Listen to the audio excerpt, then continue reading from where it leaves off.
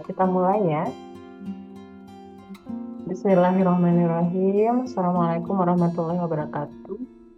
Waalaikumsalam warahmatullahi wabarakatuh. Waalaikumsalam warahmatullahi Warahmatullahi wabarakatuh.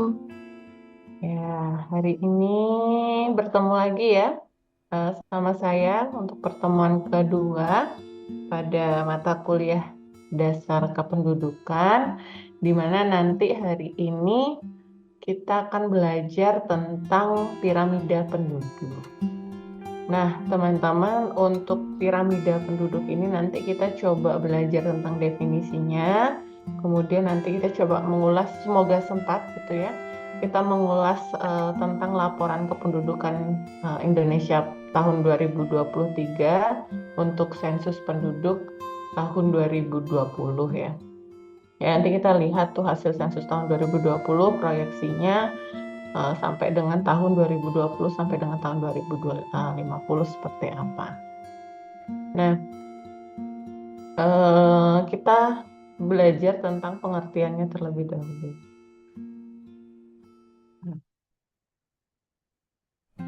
Apa yang dimaksud dengan piramida penduduk, gitu ya? Apa yang dimaksud dengan piramida penduduk? Di sini didefinisikan bahwa piramida penduduk adalah dua buah diagram batang. Ini ya, dua buah diagram batang. Pada satu sisi, di mana sisi satu menunjukkan jumlah penduduk laki-laki, kemudian sisi satunya menunjukkan jumlah penduduk perempuan dalam kondisi atau dalam kelompok interval usia penduduk 5 tahun. Jadi masing-masing batang diagram atau masing-masing batang diagram batang ini ya, dia intervalnya adalah 5 tahun. Nah, komposisi penduduk menurut umur dan jenis kelamin juga bisa disebut sebagai piramida penduduk. Ya, jadi definisi umumnya seperti ini, definisi khususnya adalah dua buah diagram batang di mana satu sisi itu menunjukkan penduduk laki-laki dan sisi sebelahnya itu menunjukkan penduduk perempuan.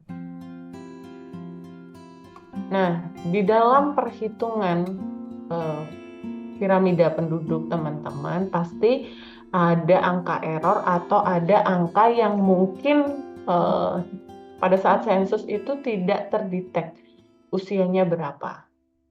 Nah, kadang-kala seperti itu ya, ada yang disebut dengan not stats namanya. Not stat itu adalah angka di mana tidak diketahui komposisi penduduknya, baik dia menurut jenis kelaminnya atau menurut usianya gitu.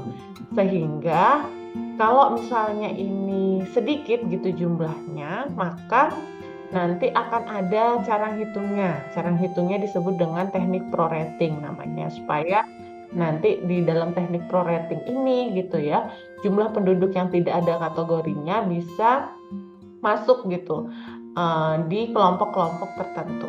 Nah, caranya tadi menggunakan teknik prorating. Nah, untuk prorating itu nanti bisa dilakukan dua cara. Cara yang pertama adalah mengalihkan masing-masing kelompok penduduk menurut umur.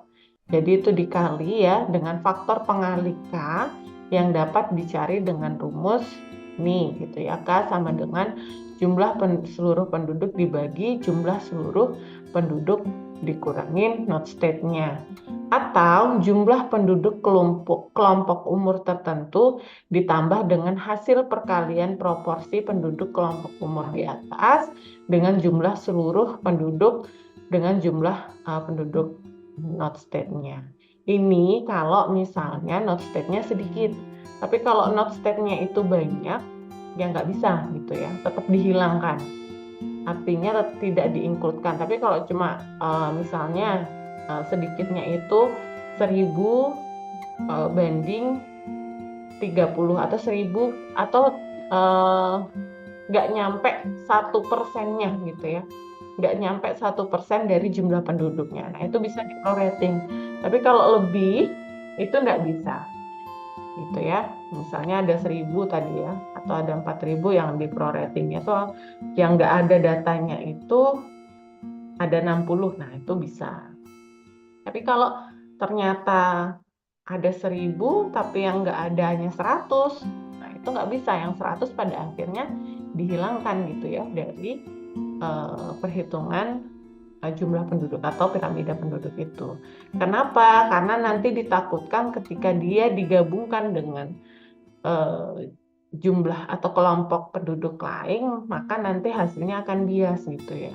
Kalau hasilnya bias, takutnya nanti ujungnya nanti beberapa kebijakan tentang kependudukan itu di pemerintahan akan jadi bias juga gitu. Seperti itu. Misal ternyata jumlah penduduknya itu lebih banyak di lebih banyak di usia 15 sampai dengan 25 misalnya ya, ditambahkan ke angka sana gitu. Tapi terlalu banyak nih jumlah not state-nya gitu ya. Akhirnya kebijakannya nanti juga untuk yang usia 15 sampai dengan 25 tahun tadi juga akan menjadi bias gitu. Entah itu kebijakan dari sisi tempat tinggal pemukiman, dari sisi subsidi untuk orang yang masih belum bekerja, misal contoh gitu ya, dan lain sebagainya. Maka nanti impact-nya akan terlalu masif gitu kalau misalnya terlalu gegabah memasukkan not state itu ke dalam jumlah kelompok-kelompok tertentu. Tapi kalau sedikit bisa menggunakan teknik prorating ini. Nah ini salah satu misalnya. Kalau tadi kan ada rumus yang pertama ini ya, jumlah seluruh penduduk. Jadi jumlah seluruh penduduk ini nanti mungkin ini dijumlahkan, baru nanti dibagikan jumlah seluruh penduduk dibagi jumlah seluruh penduduk yang not state gitu ya. Jadi ini dijumlahkan dari 0 sampai 4 sampai 75 plus, nanti baru dibagikan ini gitu ya. Tapi cara kedua juga bisa menggunakan ini gitu ya. Ini dijumlahkan. Jadi yang sesudah prorating ini dijumlahkan. Di sini didapatkan contoh misalnya hasilnya 43.982 gitu ya. Kemudian nanti dibagi 43.922. Ini yang sebelum di proret gitu ya, jumlah yang sebelum di proret dibagi hasilnya sama dengan 1,00137. Nah, kemudian yang setelah diproret gitu ya, dari 4 ini dari yang jumlah ini gitu dikali 1, sekian, hasilnya 4.324.000. Nah, bilangan pengali diambil dari penjumlahan produk setelah diprorating.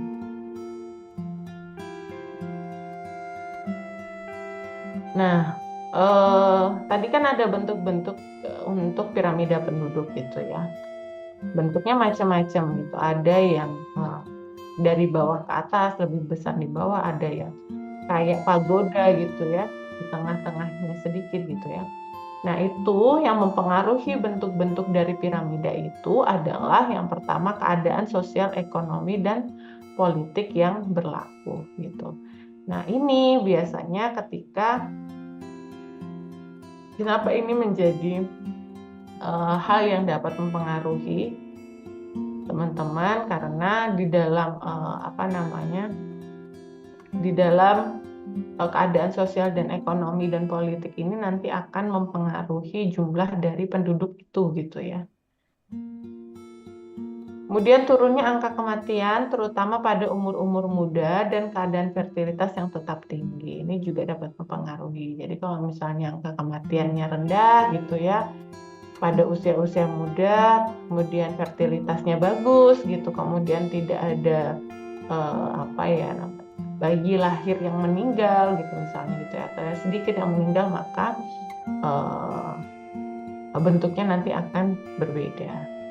Kemudian turunnya angka fertilitas di suatu negara pengaruhnya lebih besar pada bentuk dasar piramida penduduk negara tersebut. Ini juga bisa mempengaruhi ya. Jadi kalau angka kesuburan atau angka kelahiran di dalam suatu negara itu kecil gitu ya, ini akan mempengaruhi piramidanya. Migrasi penduduk juga akan mempengaruhi piramida. Jadi kalau misalnya ada perpindahan gitu ya, warga negara dari warga negara misalnya Indonesia pindah ke warga negara asing, maka ini juga ataupun sebaliknya akan mempengaruhi dari jumlah penduduk tersebut.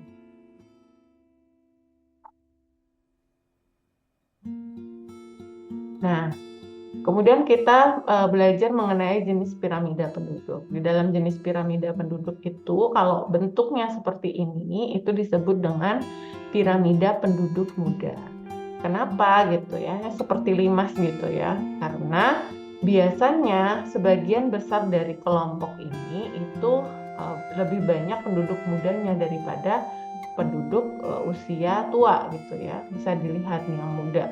Dari 0 sampai 4 tahun, 15 sampai 19 tahun gitu ya. Ini bagus gitu ya. Ini bagus kenapa? Karena ini nanti bisa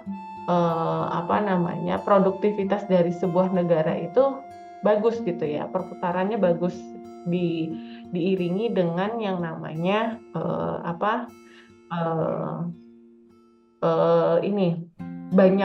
banyaknya lowongan pekerjaan gitu misalnya ya, akan menjadi bagus gitu ya, karena usia produktifnya bagus, kemudian derajat kesehatan yang bagus gitu. Nah, biasanya untuk piramida seperti ini itu didapatkan di negara-negara berkembang, misalnya Indonesia, Malaysia, Filipina, dan India.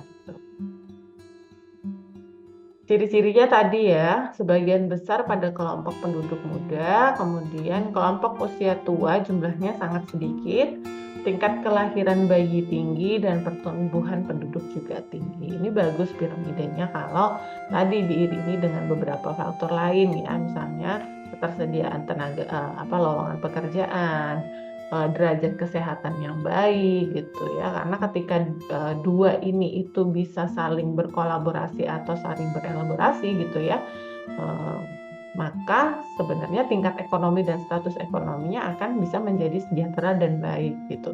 Tetapi kalau misalnya bentuknya seperti ini, misalnya lowongan pekerjaannya sulit didapat gitu ya, derajat kesehatannya juga tidak terlalu baik, maka mungkin nanti akan mempengaruhi dari sosial ekonominya gitu ya. Kalau sosial ekonominya tidak bagus, maka nanti bisa juga mempengaruhi dari untuk faktor-faktor yang lain, misal tingkat kriminalitas tinggi gitu ya, kemudian tingkat kelahiran juga karena dia sosial ekonominya jelek gitu, pendidikan kesehatannya juga jelek gitu misalnya ya, lowongan pekerjaan tidak ada, mungkin nanti akan ada mempengaruhi fertilitas gitu, mempengaruhi angka kelahiran dan angka kematian gitu. Nah, kemudian yang kedua, piramida penduduk dewasa atau stasioner. Nah, ini dia merata gitu ya, imbang. Jadi penduduk yang muda sama penduduk yang tua itu hampir sama. Nah, biasanya ini berada di negara-negara maju, misalnya Singapura gitu ya, misalnya Jepang gitu. Kenapa gitu ya? Karena untuk usia-usia tua angka harapan hidupnya jadi bagus gitu. Artinya untuk usia 65 tahun ke atas mereka memiliki derajat-derajat kesejahteraan yang memotivasi mereka supaya hidupnya bisa tambah lama gitu ya, karena angka harapan hidupnya yang tinggi tadi gitu. Ini juga angka harapan hidup itu juga dipengaruhi oleh banyak faktor ya teman-teman. Jadi bisa karena mungkin program-program dari pemerintah untuk kesejahteraan lansia gitu misalnya, atau mungkin karena memang karena dia negara maju ya, dia sudah mendapatkan literasi pengetahuan gitu, tentang itu ekonomi gitu ya, tentang kesehatan dan lain sebagainya, itu sudah bagus. Artinya apa? Mereka melek tentang bagaimana ketika mereka masa pensiun, setelah pensiun gitu ya, memanfaatkan source yang mereka miliki gitu ya, sehingga menunjang kehidupannya mereka dan kehidupan mereka bisa tambah lama gitu, panjang gitu usianya. Ciri-cirinya adalah penduduk pada tiap kelompok umur hampir sama, tingkat kelahirannya rendah, tingkat kematiannya rendah, pertumbuhan penduduk mendekati nol atau lambat. Tetapi ini juga ada kekurangannya gitu. Kenapa ada kekurangannya? Karena kalau ini dibiarkan terus-menerus, maka tidak ada regenerasi untuk penduduk dengan usia muda gitu ya. Kalau kelihatannya merata gitu, bagus ya usia tuanya juga ini. Nah, ketika nanti tidak ada regenerasi karena tingkat kelahirannya rendah, kemudian pertumbuhan penduduknya juga lambat gitu ya, maka nanti orang-orang yang berada di kelompok usia ini kan otomatis akan bertambah terus usianya menjadi usia tua gitu ya. Nah, otomatis kalau di bawah ini tidak mengisi gitu ya, dan terlalu banyak usia tuanya, maka mungkin nanti beban negara untuk menghidupi usia tua ini juga sangat tinggi gitu ya. Dan ini juga perlu banyak perhatian gitu ya ketika seperti itu, ketika nanti banyak usia tuanya, akhirnya banyak usia tidak produktivitas, maka perputaran ekonomi negara itu juga akan jadi sulit gitu ya, karena sudah tidak produktif lagi orang-orangnya, baik itu untuk bekerja gitu, baik untuk meningkatkan status ekonomi gitu untuk negaranya gitu dan lain sebagainya. Mana nanti juga hubungannya akan berkaitan dengan kesejahteraan kehidupan mereka. Kalau sudah berhubungan dengan kesejahteraan hidup itu faktornya juga banyak gitu ya, termasuk dengan faktor kesehatannya yang mungkin akan terganggu gitu. Kemudian piramida penduduk tua gitu ya. Piramida penduduk tua ini bentuknya seperti batu nisan. Piramida ini menunjukkan tingkat kelahiran yang rendah dan tingkat kematian yang sangat tinggi. Jadi pertumbuhan penduduknya rendah. Contohnya negara Jerman, Swiss, Belgia. Makanya itu sekarang di Swiss itu lagi membuat satu program agar mungkin menarik simpati untuk negara-negara lain, misalnya negara-negara berkembang yang usia penduduk produktifnya itu banyak, bisa pindah ke sana dan disubsidi oleh negara mereka gitu ya. Kenapa? Karena tadi ya tingkat pertumbuhannya rendah, mereka sudah mulai khawatir gitu. Karena tingkat kematiannya tinggi. Kenapa tinggi tadi ya? Dari berawal seperti ini, karena dibiarkan gitu akan menjadi seperti ini. Akhirnya di sininya sedikit, di sininya tinggi, tingkat kematiannya orang pasti akan meninggal tuh ya, apalagi udah usia 65 tahun ke atas itu. Kalau Nabi Muhammad namanya dikasih bonus usia gitu ya, karena Nabi Muhammad kan sampai 65 tahun. Kalau 65 tahun ke atas kan dikasih bonus usia yang dimana mungkin ya penduduknya yang mau tidak mau akan meninggal nanti suatu saat. Kalau tidak ada regenerasi seperti yang saya katakan tadi, maka suatu negara itu nanti akan kekurangan penduduk. Apa akibatnya suatu negara kekurangan penduduk? Ya, tidak ada kehidupan akhirnya di sana gitu ya. Tidak ada perputaran ekonomi, tidak ada produktivitas, tidak ada perputaran kesejahteraan masyarakat. Dan ciri-cirinya, sebagian besar penduduk berada pada usia dewasa atau tua. Jumlah penduduk usia muda sangat sedikit, kemudian tingkat kelahiran lebih rendah dibanding dengan tingkat kematian, dan pertumbuhan penduduk juga terus berkurang. Nah, kemudian kita beralih kepada fungsi dari piramida penduduk ini. Apa sih sebenarnya fungsinya untuk melihat diagram dari piramida penduduk? Yang pertama adalah perbandingan penduduk laki-laki dan perempuan. Jadi kita bisa melihat perbandingan antara penduduk laki-laki perempuan. Imbang nggak nih gitu ya? Dari piramida penduduk itu bisa kelihatan jangan-jangan lebih banyak perempuannya sekarang daripada laki-lakinya gitu ya. Otomatis nanti negara harus memikirkan bagaimana caranya agar perbandingan penduduk laki-laki dan perempuan ini bisa seimbang seperti itu. Nanti akan ada kebijakan-kebijakan yang itu. Kemudian penduduk kelompok anak-anak, dewasa, dan orang tua. Tadi ya bisa dilihat gitu. Kemudian nanti negara bisa ikut serta untuk membuat program-program, misalnya tadi angka usia dewasanya lebih banyak daripada mudanya. Mungkin digencarkan lagi ya, untuk pasangan usia subur supaya mungkin mereka ingin mempunyai anak gitu ya dari program-program pemerintah gitu. Kemudian jumlah angkatan kerja tadi ini bisa mempengaruhi ya. Tadi seperti yang saya sampaikan, kalau misalnya angkatan kerja itu kan usianya di atas, kalau di Indonesia itu di atas 15 tahun. Itu sudah masuk angkatan kerja. Tapi kalau dunia mengatakan di atas 10 tahun itu sudah masuk angkatan kerja. Nah, bisa dilihat dari usia 10 tahun ke atas, itu gimana jumlah angkatan kerjanya. Nah, ketika jumlah angkatan kerja, maka hubungannya nanti harus menyediakan lapangan pekerjaan yang dibutuhkan gitu ya, harus menyediakan jumlah lapangan pekerjaan yang dibutuhkan. Kemudian angka ketergantungan, ini maksudnya bisa melihat kalau misalnya usianya tua, banyak yang lansia, maka angka ketergantungannya tinggi. Sama juga ya kalau misalnya usia lahir yang muda gitu ya, usia 0 sampai 4 tahun atau 5 sampai 9 tahun itu terlalu banyak, maka angka ketergantungannya tinggi sehingga banyak dibutuhkan program-program pemerintah untuk bisa mendukung angka ketergantungan ini gitu ya. Rasio laki-laki perempuan, kemudian kebutuhan sarana dan prasarana pendidikan dan perkiraan jumlah kelahiran yang akan datang gitu. Nah, baik. Slide-nya sudah selesai. Nah, nanti kita coba bahas proyeksi penduduk 2020, tapi sampai sini mungkin ada hal yang ingin ditanyakan dulu. Sebentar ya.